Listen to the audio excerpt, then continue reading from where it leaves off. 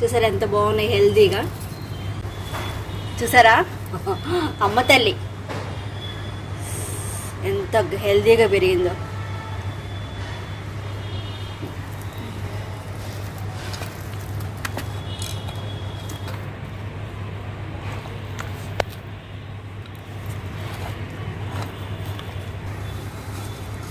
Super కదా. ఇప్పుడు మెంతికూర కోసాను కదా, అదంతా ఇలా పొలగంలో వేసేసాను. మన ఇంట్లో మందు లేకుండా పెంచిన మెంతికూర అండి, అది వేరే లెవెల్ అబ్బా.